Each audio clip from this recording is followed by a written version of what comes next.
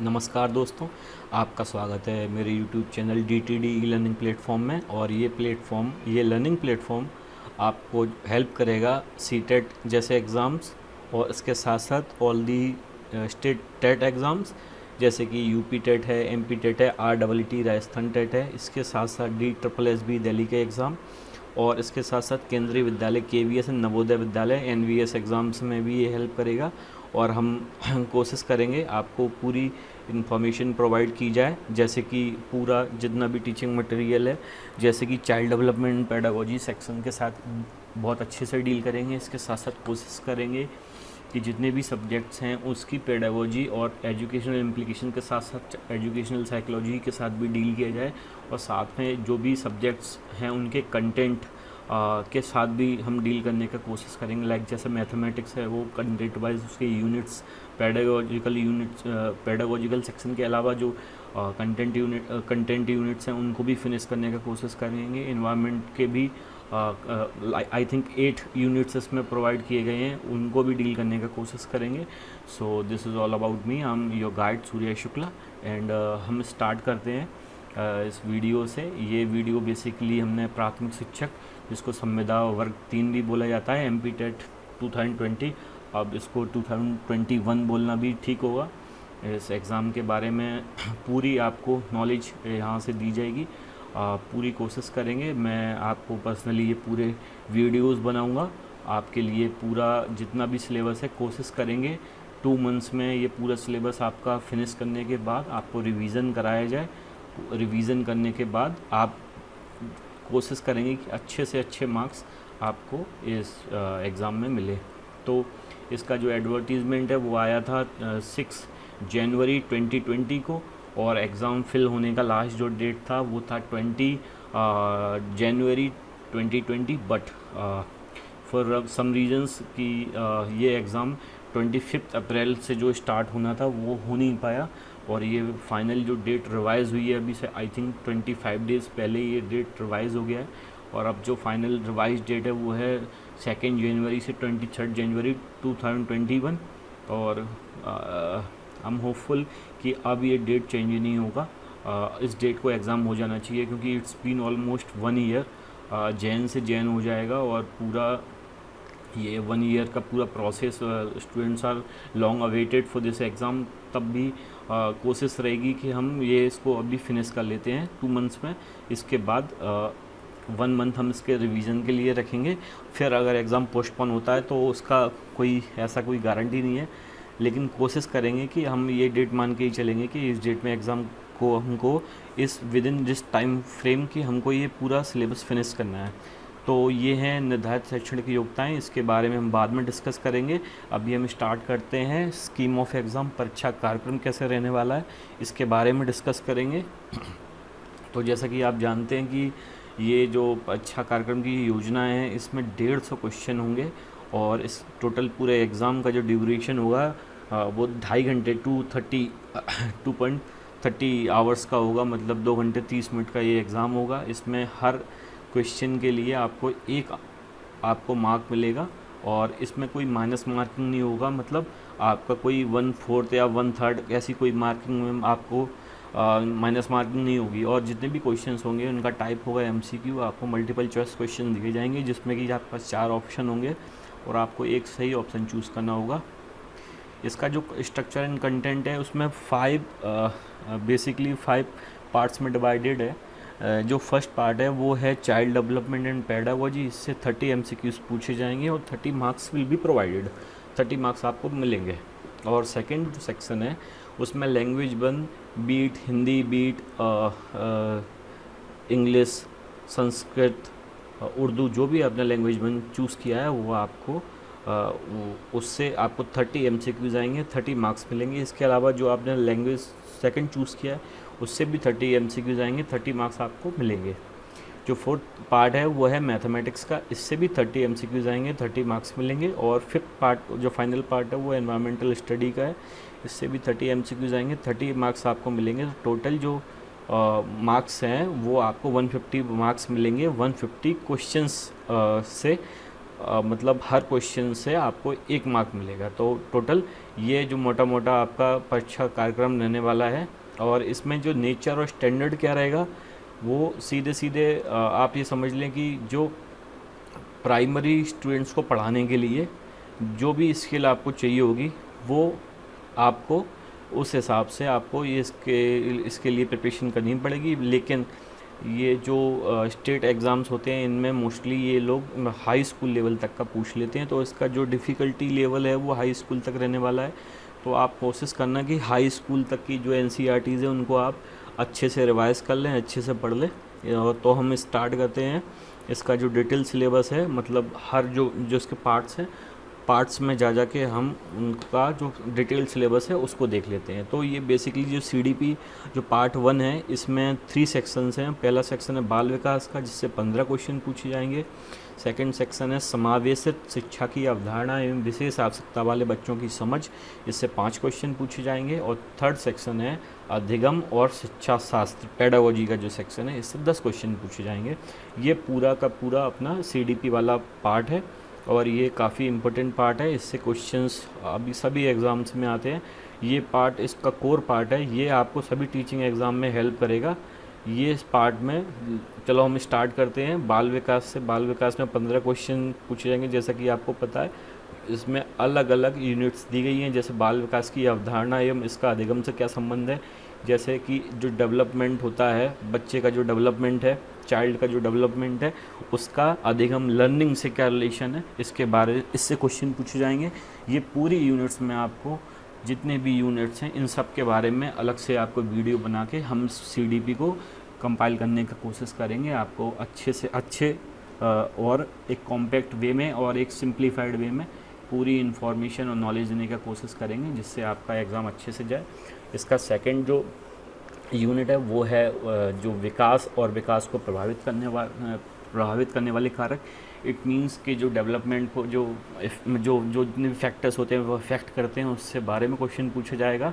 बाल विकास के सिद्धांत मतलब प्रिंसिपल्स के बारे में पूछा जाएगा। बालकों का मानसिक स्वास्थ्य मेंटल हेल्थ एवं जो उसकी व्यवहार संबंधी समस्याएं, उनसे क्वेश्चन पूछे जाएंगे। वंशानुक्रम एवं वातावरण का प्रभाव, जो बच्चा होता है उसके डेवलपमेंट पे बेसिकली 2 चीज़ों का मेजर इफेक्ट रहता है, जैसे कि हेरिडिटी और इन्वायरमेंट। तो उससे रिलेटेड क्वेश्चन पूछे जाएंगे। सामाजिकरण प्रक्रिया, लाइक जो सोशलाइजेशन का प्रोसेस होता है, इसके बारे में अलग अलग जो जितने भी शिक्षा वैज्ञानिक हैं, एजुकेशनल साइंटिस्ट, उनकी जो थ्योरीज़ हैं उनसे क्वेश्चन आएंगे। इसके जैसे कि पियाजे, पावला, कोलर, थॉर्नडाइक, इन सभी ने अपनी अपनी प्रयोगशालाएं, शिक्षा प्रयोगशालाओं के थ्रू जो नॉलेज देने का कोशिश किया है, जितने भी इन्होंने अपने थ्योरीज़ दी हैं उसके बारे में उनसे क्वेश्चन आएंगे, उससे क्वेश्चन पूछ सकते हैं। बाल केंद्रित एवं प्रगतिशील शिक्षा की अवधारणा क्या होती है, जैसे आजकल चाइल्ड सेंटर्ड एजुकेशन है, उस पर जोर दिया जा रहा है, तो उसके बारे में उसकी जो अवधारणा है उससे क्वेश्चन पूछ सकते हैं। बुद्धि की रचना का आलोचनात्मक स्वरूप, उसका मापन, बहुआयामी बुद्धि मीन्स मल्टी डायमेंशनल इंटेलिजेंस। आदमी की जो पर्सनालिटी है, उसका पर्सनालिटी टेस्ट कैसे होना है, उसका मापन से क्वेश्चन पूछा जाएगा। भाषा और विचार से क्वेश्चन पूछा जाएगा। सामाजिक निर्माण के रूप में जेंडर की भूमिका, लिंग भेद और शैक्षिक प्रथाएं, जो स्टीरियोटाइप्स होते हैं, जैसे कि लड़की को जो उसको एक कमतर आंका जाता है, मतलब जो सोसाइटी में जो पैट्रियार्कल सोसाइटी है उसमें मेल्स मतलब आदमियों को थोड़ा प्रेफरेंस दिया जाता है, तो उसके बारे में क्यों नहीं है, ये सब चीज़ें होना चाहिए, सबकी इक्वल ट्रीटमेंट, इक्वल एजुकेशन मिलना चाहिए, उसके बारे में क्वेश्चन पूछे जाएंगे। अधिगमकर्ताओं में व्यक्तिगत विभिन्नताएँ, जितने भी अधिगम करता है मीन्स जो चाइल्ड है, बच्चा है जो लर्निंग प्रोसेस में, उसमें पर्सनालिटी के हिसाब से क्या डिफरेंस है, भाषा, उसकी लैंग्वेज, जाति, लिंग, संप्रदाय, धर्म आदि की विषमताओं पर आधारित भिन्नताओं की समझ, इसका भी, जैसा कि इंडिया बहुत डाइवर्स कंट्री है, अलग अलग जगह से लोग रहते हैं यहाँ पे आके, तो इन सभी जो पर्सनालिटी डिफरेंसेस हैं तो उनसे भी रिलेटेड क्वेश्चन पूछे जाएंगे। अधिगम के लिए आकलन, अधिगम का जो असेसमेंट वाला पार्ट है, ये इसमें शाला आधारित आकलन, सतत एवं समग्र मूल्यांकन, ये सभी हम डील करेंगे। ये सभी से क्वेश्चन आते हैं, ये बहुत इंपॉर्टेंट यूनिट्स हैं, ये असेसमेंट से तो क्वेश्चन आता ही है। अधिगमकर्ताओं की तैयारी के स्तर के आकलन हेतु उपयुक्त प्रश्नों का निर्माण कक्षा में अधिगम को बढ़ाने, आलोचनात्मक चिंतन, एवं अधिगमकर्ता की उपलब्धि के आकलन के लिए। बेसिकली ये पार्ट है जो आकलन का है, असेसमेंट वाला पार्ट है। तो ये जो पूरा यूनिट्स हैं ये बाल विकास मतलब चाइल्ड डेवलपमेंट की यूनिट्स हैं, सब 15 क्वेश्चन आएंगे। इसके बाद सेकंड सेक्शन में आते हैं सीडीपी के, जो है कि समावेशित शिक्षा मतलब इंक्लूसिव एजुकेशन, जो होता है कि शिक्षा किसी भी वर्ग, जाति विशेष और किसी का जो इकोनॉमिक बैकग्राउंड, उसका जो इकोनॉमिक बैकग्राउंड मीन्स उसकी पारिवारिक स्थिति कैसी है, तो उस आधार पर बच्चों को क्या क्या डिफ़िकल्टीज़ होती हैं और उनको कैसे हम आइडेंटिफाई करके उनको सॉल्व कर सकते हैं। तो इससे क्वेश्चन पूछे जाएंगे जैसे अलाभान्वित एवं वंचित वर्गों सहित विविध पृष्ठभूमियों के अधिगमकर्ताओं की पहचान, उनको आइडेंटिफिकेशन करना होगा कि जो वंचित वर्ग हैं किस वजह से उनको शिक्षा नहीं मिल पा रही है। अधिगम की कठिनाई, क्षति आदि से ग्रस्त कुछ बच्चे ऐसे होते हैं जिनमें बचपन से ही कुछ प्रॉब्लम्स होती हैं, हैंडीकैप्ड होते हैं, कुछ भी प्रॉब्लम होती है, बाद में किसी का एक्सीडेंट होता है, तो फिर ये सब उनका देखना है कि उनको ये सब चीज़ें वो अवरोध ना बने। तो इसलिए प्रतिभावान, सृजनात्मक एवं विशेष क्षमता, कुछ बच्चे ऐसे होते हैं जो समय से आगे चलते हैं, जैसे कि उनमें एक लर्निंग जो प्रोसेस होता है बहुत एक अच्छे तरीके से हो जाता है, ज़्यादा उनको उनके लिए परेशान नहीं होना पड़ता है। तो ऐसे बच्चों की पहचान की जाएगी, ऐसा पहचान करके उनकी उसी हिसाब से उसी हिसाब से उनको टीचिंग देना है। तो इसलिए इस पार्ट से भी काफ़ी सारे क्वेश्चंस पूछे जाते हैं। समस्याग्रस्त बालक की पहचान एवं निदानात्मक शिक्षा मतलब रेमेडिकल टीचिंग, क्योंकि उसकी पहले आइडेंटिफिकेशन होगी, उसके बाद रेमेडिकल टीचिंग होगी। इसके अलावा बाल अपराध भी होते हैं, जैसे कि बच्चे छोटे बच्चे चोरी करते हैं और काफ़ी सारी कुछ ट्रबल चाइल्ड होते हैं, वो लड़ाई वगैरह भी करते हैं, तो फिर इससे भी क्वेश्चन पूछे जाते हैं। इसके अलावा पेडागोजी वाला सेक्शन है, ये भी काफ़ी लेंदी क्वेश्चन से भी 10 क्वेश्चंस पूछे जाते हैं। लर्निंग एंड पेडागोजी, ये भी इम्पोर्टेंट पार्ट है। तो इसमें यूनिट्स हैं जैसे कि बच्चे कैसे सोचते हैं, कैसे सीखते हैं, बच्चों का शाला प्रदर्शन में सफलता और प्राप्त करने में क्यों और कैसे असफल होते हैं, इससे भी रिलेटेड क्वेश्चन पूछे जाएंगे। शिक्षण और अधिगम की मूलभूत आवश्यकताएं, प्रक्रियाएं, बच्चों के अधिगम की रणनीतियाँ, अधिगम एवं सामाजिक प्रक्रिया के रूप में अधिगम का सामाजिक संदर्भ, समस्या समाधान करता है, वैज्ञानिक अन्वेषण के रूप में बच्चा जो होता है वो साइंटिफिक टेम्परामेंट उसका होता है। तो इससे भी क्वेश्चन पूछे जाएंगे। बच्चों में अधिगम की वैकल्पिक अवधारणाएं, बच्चों की त्रुटियों को अधिगम प्रक्रिया में सार्थक कड़ी के रूप में समझना, अधिगम को प्रभावित करने वाले कारक, अवधान और रुचि, संज्ञान और संवेग, अभिप्रेरणा, अधिगम में योगदान देने वाले कारक जैसे कि व्यक्तिगत और पर्यावरणीय, निर्देशन एवं परामर्श, अभिक्षमता और उसका मापन, स्मृति और विस्मृति। ये पूरा जो सेक्शन है पेडागोजी का सेक्शन है, हम इसके साथ बहुत अच्छे से डील करेंगे और कोशिश करेंगे कि इसमें ज़्यादा से ज़्यादा मार्क्स लेके आएँ। इसके बाद जो सेकंड जो पार्ट है वो है हिंदी का, कि कई लोगों ने इसको एज अ लैंग्वेज 1 चूज़ किया होगा, कई लोगों ने इसको एज अ लैंग्वेज 2 चूज़ किया होगा। तो इसमें जो बेसिकली दो सेक्शन है, पहला सेक्शन है वो कंटेंट वाला है, सेकंड सेक्शन है वो पेडागोजिकल इश्यूज़ वाला है। तो पहले जो सेक्शन है उसमें आपको 2 अपठित गद्यांश या 2 पद्यांश दिए जाएंगे, या फिर 1 अपठित गद्यांश या 1 पद्य दिया जाएगा। ये नाटक, एकांकी, घटना, निबंध, कहानी आदि किसी से भी हो सकता है। तो आपको बेसिकली 1 पद्य 1 गद्य या 2 पद्य 2 गद्य, कुछ भी 2 आपको दिए जाएंगे, जिसमें से कि 1 8 मार्क्स का होगा, 1 7 मार्क्स का होगा। इसके साथ साथ जो पेडागोजिकल सेक्शन है उसमें भाषा सीखना और ग्रहणशीलता, भाषा को कैसे ग्रहण किया जाता है, कि भाषा शिक्षण के जो सिद्धांत होते हैं, प्रिंसिपल्स होते हैं, उसके बारे में। इसके अलावा भाषा को बच्चे कैसे सुनने, बोलने, भाषा के कार्य, बच्चे भाषा का प्रयोग कैसे करते हैं, उसके बारे में भी क्वेश्चन पूछे जाएंगे। मौखिक और लिखित अभिव्यक्ति अंतर्गत भाषा सीखने में व्याकरण की क्या भूमिका है, भाषा शिक्षण में विभिन्न स्तरों की चुनौतियाँ, कठिनाइयाँ, त्रुटियाँ, क्रमबद्धता क्या होती है। इसके अलावा जो बेसिकली चारों जो कौशल होते हैं, जैसे सुनना, बोलना, पढ़ना और लिखना का मूल्यांकन, ये भी एक सिस्टमेटिक प्रोसेस होता है, जिसमें कि लिसनिंग, स्पीकिंग और रीडिंग, राइटिंग, LSRW ये पूरा प्रोसेस होता है, इसी प्रोसेस में चलता है।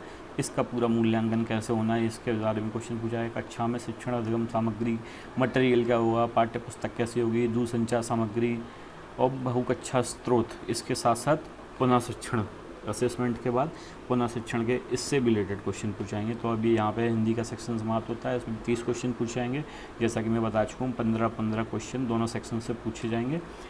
थर्ड सेक्शन है इंग्लिश, इसको भी किसी न किसी आपने अपने हिसाब से चूज़ किया होगा, जैसे कि लैंग्वेज 1 या लैंग्वेज 2 के हिसाब से जिसने भी चूज़ किया हो। तो इसमें जो है बेसिकली 2 अनसीन क्रॉस पैसेजेस आएंगे, जिसमें 8 मार्क्स का होगा और एक 7 मार्क्स का होगा। तो 2 अनसीन पैसेजेस में से पूछे जाएंगे।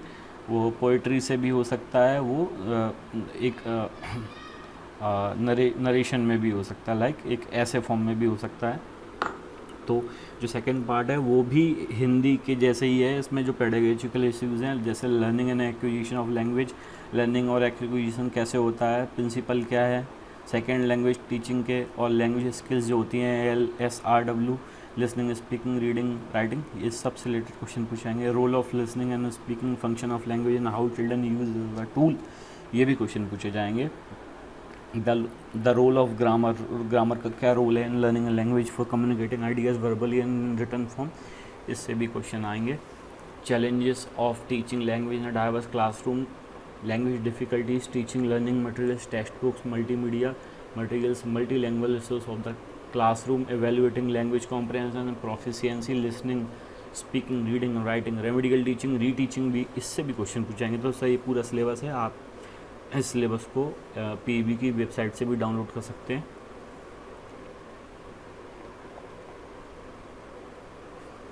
माफ़ कीजिए, गणित का जो सेक्शन है वो फोर्थ पार्ट है। इसमें से भी 15 क्वेश्चंस जो रहेंगे वो कंटेंट वाइज रहेंगे, जो भी यूनिट्स होती हैं मैथमेटिक्स की उनसे, और जो 15 क्वेश्चंस रहेंगे वो पेडागोजिकल इश्यूज से पूछे जाएंगे। तो जो यूनिट हैं वो बेसिकली जो संख्या पद्धति है हमारी, उसमें 1000 से बड़ी संख्याओं को पढ़ना और लिखना, इससे क्वेश्चन पूछे जाएंगे। स्थानीय मान और जातीय मान से क्वेश्चन पूछे जाएंगे। जोड़ना, घटाना, गुणा, भाग, भिन्न, ये फ्रैक्शंस वगैरह, इन सब से क्वेश्चन पूछे जाएंगे। और ये पूरा स्पेसिफाई है कि किस लेवल तक क्वेश्चन पूछा जाएगा। और इसके अलावा लंबाई, भार, आयतन, जो भी मेज़रमेंट यूनिट्स होते हैं इनसे क्वेश्चन पूछे जाएंगे। पैसा, लंबाई, भार, आयतन तथा समय अंतराल, टाइम जो घड़ी होती है उससे रिलेटेड क्वेश्चन पूछाएंगे। कन्वर्जन पूछा जाएगा आपसे, मीटर को सेंटीमीटर, सेंटीमीटर से मीटर बदलना, ये सभी क्वेश्चन पूछे जाएंगे। और इसके अलावा पैटर्न, संख्याओं से संबंधित पैटर्न को समझने, आगे बढ़ाना, पैटर्न से रिलेटेड बेसिकली क्वेश्चन पूछाएंगे। इसके अलावा ज्योमेट्री से भी क्वेश्चन आएंगे, जैसे कि त्रिभुज, उनका वर्गीकरण क्या है, और जो उसका 3 कोणों का योग 180 होता है प्रॉपर्टी, ये सब इसी से क्वेश्चन पूछाएंगे। इसके अलावा वृत्त, जो सर्किल होता है, उससे क्वेश्चन पूछे जाएंगे। 2D आकृतियाँ जो होती हैं, इसके अलावा दैनिक जीवन से संबंधित विभिन्न आकृतियों को एकत्र करना, सरल ज्यामितीय आकृतियाँ, ये सभी क्वेश्चन पूछे जाएंगे। इसके अलावा घड़ी में हम कैसे AM और PM को देखेंगे, 24 घंटे का आवर फॉर्मेट रहता है, 12 आवर्स का फॉर्मेट रहता है, उससे कैसे भी डिवीज़न होगा इसको देखा जाएगा। इसके अलावा दैनिक जीवन की घटनाओं में लगने वाले समय अंतराल की गणना, गुणा, भाग, पैटर्न की पहचान, समिति। इसके अलावा दंड आलेख के माध्यम से प्रदर्शित कर उसे, मतलब दंड आलेख मतलब जो भी बार से रिलेटेड, बार डायग्राम है उससे रिलेटेड, ग्राफ से रिलेटेड क्वेश्चन पूछे जाएंगे। और इसमें पेडागोजिकल सेक्शन जो है मैथमेटिक्स का, उसमें गणित शिक्षण द्वारा चिंतन एवं तर्क शक्ति का विकास करना, क्योंकि गणित जो है बहुत एक तार्किक सब्जेक्ट है, रैशनल सब्जेक्ट है, तो उससे चिंतन तर्क शक्ति का विकास कैसे होता है, इससे क्वेश्चन पूछा है। गणित जो हमारा पाठ्यक्रम, उसमें गणित का क्या स्थान है, इससे भी क्वेश्चन पूछा है। गणित की भाषा कैसी होनी चाहिए, भाषा कैसी होती है, इससे भी क्वेश्चन पूछा जाएगा। प्रभावी शिक्षण हेतु परिवेश आधारित उपयुक्त शैक्षणिक सहायक सामग्री, जो टीचिंग एड मटेरियल होते हैं, उनका कैसे उपयोग करते हैं, कैसे उपयोग होना चाहिए, इस क्वेश्चन पूछे जाएंगे। मूल्यांकन की जो नई विधियां विकसित हुई हैं समय समय पर, निदानात्मक परीक्षण, रेमेडिकल टीचिंग जो होती है, पुनः शिक्षण, क्योंकि असेसमेंट और रेमेडी के बाद कैसा टीचिंग करना जो थोड़ा और अच्छे से उपयोगी हो, तो उसके बारे में क्वेश्चन पूछा जाएगा। और गणित शिक्षण की नवीन विधियाँ, उनका कक्षा शिक्षण में कैसे हमको उपयोग करना है, इससे भी क्वेश्चन पूछे जाएंगे। और ये फाइनल सेक्शन है एनवायरमेंटल स्टडीज़। इसमें भी बेसिकली दो सेक्शन है, एक है कंटेंट जिससे कि 20 क्वेश्चंस आएंगे, और सेकंड हमारा सेक्शन है वो पेडागोजिकल इश्यूज़ का है। तो कंटेंट में हम देख लेते हैं, ये जो आपके सेक्शंस हैं आपको NCERT की 3rd, 4th और 5th क्लास की बुक्स में ये पूरा आपका सिलेबस डिट्टो सेम सिलेबस है, आप वहाँ से इसको प्रिपेयर कर सकते हैं। बाकी मैं तो उससे डील करूँगा ही, मैं आपको पढ़ाऊँगा ये सब। तो इसमें है हमारा परिवार हमारा मित्र के एक बच्चा होता है वो कैसे सीखता है, कि ये सोशलाइजेशन प्रोसेस में कैसे काम में आते हैं, पीयर ग्रुप क्या होता है, जैसे कि हम परिवार और समाज से सहसंबंध के, परिवार के बड़े बूढ़े बीमार किशोर विशिष्ट आवश्यकता वाले बच्चों की देखभाल कैसे होती है, उनके प्रति हमारी संवेदना कैसी रहनी चाहिए। इसके साथ साथ पशु पक्षी, हमारे पालतू पशु पक्षी होते हैं, मालवाहक पशु होते हैं, हमारे आसपास के परिवेश में जीव जंतुओं जानवरों पर प्रदूषण का क्या प्रभाव होता है। इसके साथ साथ हमारे पेड़ पौधे, स्थानीय पेड़ पौधे में यहाँ पेड़ पौधे एवं मनुष्य की अंतर निर्भरता कैसे इंटरडिपेंडेंट होते हैं, वनों की सुरक्षा, उनकी आवश्यकता, महत्व, पेड़ पौधों पर प्रदूषण का प्रभाव, हमारे प्राकृतिक संसाधन कौन कौन से संसाधन होते हैं, जैसे प्रमुख प्राकृतिक संसाधन, उनका संरक्षण कैसे किया जाए, ऊर्जा के पारंपरिक एवं नवीनीकृत एवं अनवीनीकृत स्रोत कौन कौन से होते हैं, इससे भी क्वेश्चन पूछे जाते हैं। खेल एवं कार्य, खेल, व्यायाम और योगासन, पारिवारिक उत्सव, विभिन्न मनोरंजन के साधन, किताबें, कहानियाँ, कठपुतली प्ले, मेला, सांस्कृतिक कार्यक्रम एवं दिवसों को विद्यालय में मनाया जाना, विभिन्न प्रकार के काम धंधे, उद्योग और व्यवसाय, इससे भी क्वेश्चन पूछे जाते हैं। इसके साथ साथ आवास, कैसे कैसे पशु पक्षियों के आवास, स्वस्थ जीवन के आवास की परीक्षाएं, स्थानीय इमारतों की सुरक्षा, इनसे भी क्वेश्चन, शौचालय की स्वच्छता, परिवेश की सफाई अच्छी आते हैं, मतलब जो विद्यालय है उसको साफ़ सुथरा कैसे रखे जाएँ। इसके अलावा साथ साथ हमारे भोजन और उन हमारी आदतें क्या हैं, भोजन उनको कहाँ से मिलता है, खाद्य सुरक्षा कैसे करनी है, खाद्य संसाधनों का कैसे सही से दोहन करना है। इसके साथ साथ पानी और हवा से जितने भी प्रकार के जो प्रदूषण होते हैं, भूकंप, बाढ़, सूखा, ये जितने भी प्राकृतिक संसाधनों का हम अच्छे से इस्तेमाल नहीं करते तो उनका उचित दोहन, डीजल पेट्रोल ये ख़त्म हो जाएंगे किसी समय बाद। संपोषण, उनका कैसे बचाव करना है, पानी, वायु आदि से होने वाले रोग, इन सब से रिलेटेड क्वेश्चन पूछाएंगे। इसके साथ साथ प्राकृतिक वस्तुएं, उपज, मिट्टी, पानी, बीज, ये क्या संबंध होता है, फसल उत्पादन के लिए आवश्यक कृषि कार्य उपकरण, ये सभी एक इम्पोर्टेंट फैक्टर्स होते हैं एग्रीकल्चर में, इससे रिलेटेड क्वेश्चन पूछे जाएंगे। मानव निर्मित साधन और उसके क्रियाकलापों का प्रभाव, वनों की कटाई हो रही है, शहरीकरण हो रहा है, पारिस्थितिक संतुलन पर क्या प्रभाव पड़ता है, ओजोन जो क्षय है, अम्लीय वर्षा, ग्लोबल वार्मिंग, जो इन्वायरमेंटल जितनी भी चीज़ें होती हैं, पॉलीथीन, प्लास्टिक का प्रयोग वगैरह, इनसे रिलेटेड क्वेश्चन पूछेंगे। इसके साथ साथ इस जो स्पेस साइंस है, जैसे अंतरिक्ष वैज्ञानिकों का परिचय है, जो भी हमारी एनसीईआरटी में दिए गए अंतरिक्षयान कौन कौन से भेजे गए हैं, जैसे आप मान लो कि राकेश शर्मा जी हैं 1984, और कल्पना चावला जी हैं, सुनीता विलियम्स हैं। अब इसरो के बारे में, डीआरडीओ के बारे में, तो ये मोटा मोटा जो छोटा छोटा आइडिया होना चाहिए, उससे रिलेटेड क्वेश्चन आएंगे।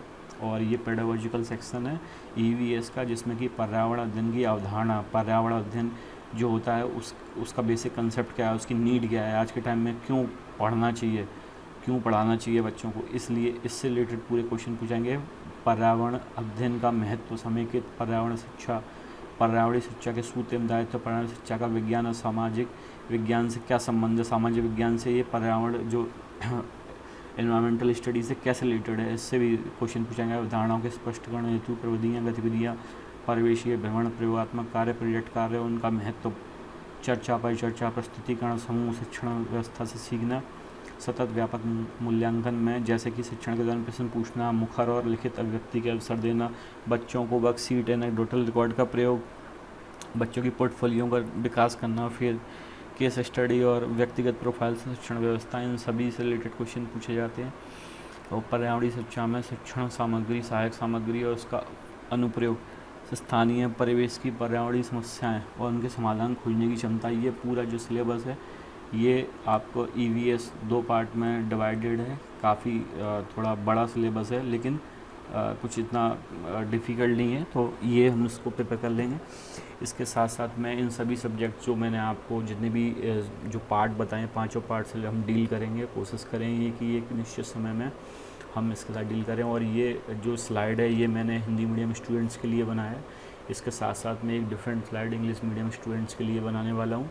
और मेरा जो पूरा कोशिश रहेगा कि मैं आपको एक दिसंबर से पहले इस सिलेबस को फिनिश करके, रिवीजन पूरा फिनिश करने के बाद अच्छे से आपकी टेस्ट सीरीज के थ्रू आपकी पूरी अच्छे से प्रिपरेशन करवा दूं, जिससे कि आप पूरा एक अच्छे से इस एग्ज़ाम को दे पाएँ। थैंक यू, आपने मेरे लेक्चर को सुना, उसके लिए बहुत बहुत धन्यवाद।